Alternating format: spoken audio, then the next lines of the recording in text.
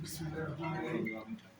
উপস্থিত আজকের এই আমাদের আলোচনা সভার বিভিন্ন দেশের বিভিন্ন প্রান্ত থেকে মালিক বুকিংয়ের এবং আরও যারা আমাদের এই চলচ্চিত্রের সাথে জড়িত আছেন সবাইকে আসসালামু আলাইকুম। আসলে আমি তো সবই শুনলাম এবং আমি নিজে জানি বাংলাদেশের সবথেকে বেশি সংখ্যক সিনেমা হল আমি পরিচালনা করি, যদি আমার বলায় ভুল না থাকে। তো আমি এই ছবি আমাদের যে ক্ষতিগ্রস্ত হয়েছে এই ছবিগুলো কি ছবির কারণে, এবং আমি যেটুকু জেনেছি যেটুকু শুনেছি এই ছবির ক্ষতিগ্রস্ত করছে আমাদের নায়ক শাকিব খান। উনি ঠিকমতো সময় দেননি বা যে সময় দিচ্ছেন উনি সেই সময় ছবির কাজ করতে পারেনি। তো আমরা এই শাকিব খান মানে তো অনেক হলের মালিক ধরেন বিদায় হয়ে গেছে, সিনেমা থেকে বিদায় হয়েছে, দুনিয়া থেকে বিদায় হয়ে গেছে, অনেক মানুষ হলের মালিক লস করতে করতে একটা পর্যায়ে তারা মারাও গেছে এই হলের টেনশনে। আর আমার জানা মতে এমন এমন হল মালিক আছে যে তারা সিনেমা হলের মালিক পরিচয় দিতে ভয় পেত। এত বেশি ক্ষতিগ্রস্ত হওয়ার পরে সেটা আজকে শাকিব খান তো একদিনই শাকিব খান হয়নি, আমাদের সবার সহযোগিতা এবং শাকিব খান হয়েছে।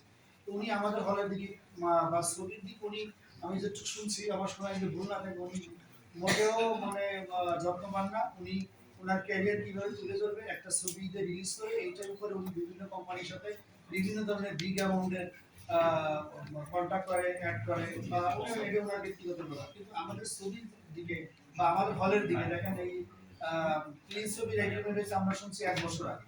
ছবি উনি ঈদের আগের দিনও নাকি শুটিং করে, তার আগের দিনও শুটিং করে, এতদিন উনি কি করছে? একজন প্রযোজক যদি ছবির সময় মতো করতে না পারে, এই সময় মতো করতে না পারাতে আমাদের যাতে ডিস্ট্রিবিউট করাও ওনার জন্য সময় মতো হয়নি। রাত 12টার সময় যখন ছবি দিছে 100+ হলে দেওয়া সম্ভব হয় না। এবং সব থেকে বেশি ক্ষতিগ্রস্ত হয়েছে আমি গোপালগঞ্জ সিনেমা হলটা আমার, আমি বহুদিন ধরে ভাড়া চালাই। গোপালগঞ্জ কত শক্ত এলাকা, আমি সব থেকে বলবো যে ওইখানে ছেলেপেলে খুবই মানে উল্টো টাইপের। আমার ম্যানেজারের ধরে মাইরে তার চিকিৎসা পাঠাবো তাও করতে দেয়।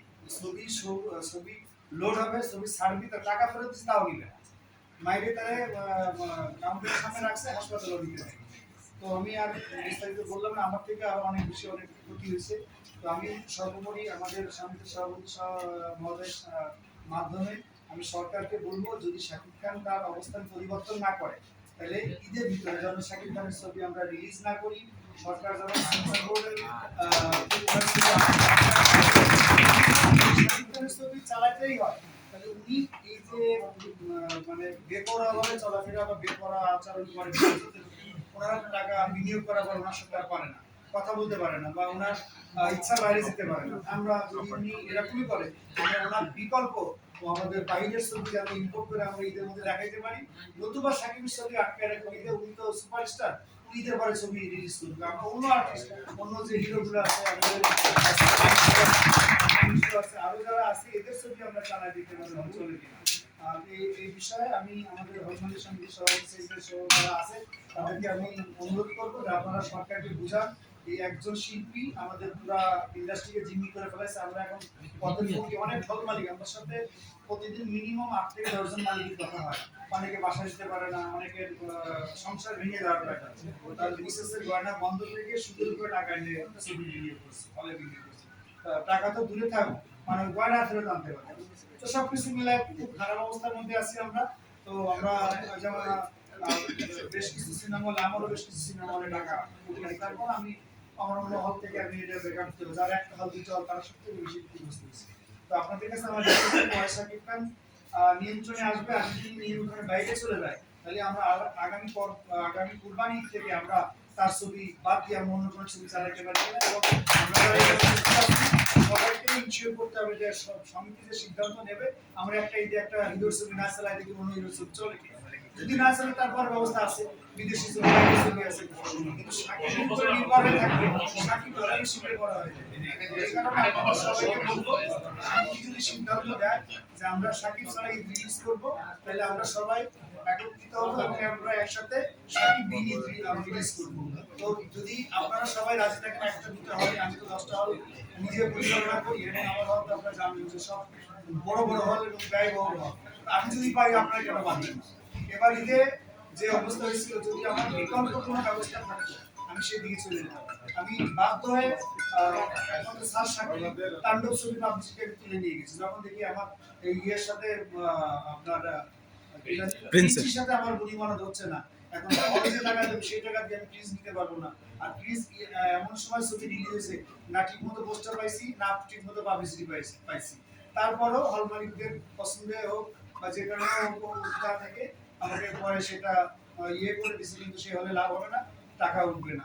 সর্বোপরি আপনাদের কাছে রিকোয়েস্ট থাকবে যে আমি কারোর বিরুদ্ধে কোনো অভিযোগ নেই।